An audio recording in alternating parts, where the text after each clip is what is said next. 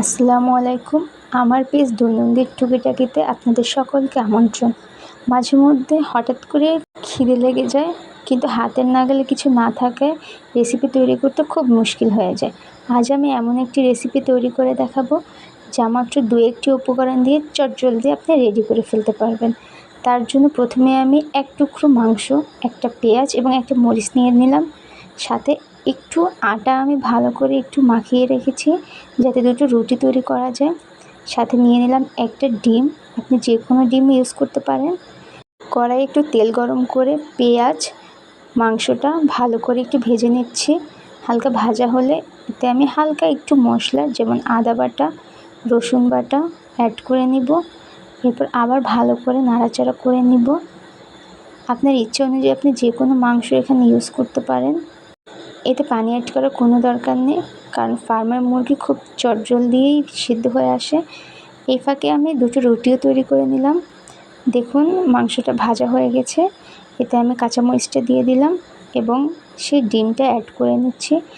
এবার এটাকে ভালো করে একসাথে চামচ দিয়ে আমি ফেটে নিলাম, যেন ডিম, মাংস, পেঁয়াজ সব একসাথে মিক্সড হয়ে যায়। আপনি এখানে মশলা ইউজ করতে পারেন। এরপরে আমি ফ্রাই প্যানে রুটিটা দিয়ে দিলাম। আমি কিন্তু মাংস ভাজার তেলেই রুটিটা ভেজে নিচ্ছি।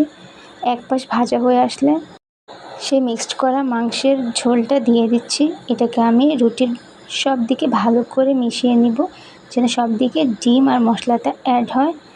এক পর্যায়ে আমি একটু তেল দিয়ে নিচ্ছি, যাতে এটা পরোটার মতো করে ভাজা হয়ে আসে। এক পাশ ভালো করে হয়ে আসলে আমি এভাবে এটাকে ফোল্ডিং করে নিচ্ছি। আপনারা ভালো করে খেয়াল করবেন আমি জিনিসটা কীভাবে ফোল্ড করে নিচ্ছি। আপনারা অন্যভাবেও করতে পারেন, কোনো সমস্যা নেই। এটাকে দেখুন আমি তেলে হালকা আঁচে আস্তে আস্তে করে ভেজে নিচ্ছি, যেন সব সাইড ভালো করে মচমচে ভাজা হয়ে আসে। আমি এখানে অল্প তেল ইউজ করছি, কারণ এখানে আমি একটা একটা করে ভেজে নেব, বেশি তেল দেওয়ার কোনো দরকার নেই। এবং আঁচটাও অনেক কমিয়ে নিয়েছিলাম। এভাবে আমি দুটো রুটি দিয়েই ভালো করে ভেজে নিয়েছি। প্রচুর গরম থাকায় আমি ভালোভাবে কাটতে পারছিলাম না। আপনারা দেখে নিন ভিতরেরটা কেমন হয়েছে।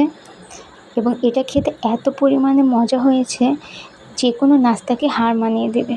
এটা খুবই ইজি একটি রেসিপি, যা আপনি 5-10 মিনিটে তৈরি করতে পারবেন। সকালের নাস্তা বা টিফিন বা বিকেলের নাস্তাতে আপনি এটি পরিবেশন করতে পারবেন। ভালো লাগলে লাইক করবেন, শেয়ার করবেন। আল্লাহ হাফিজ।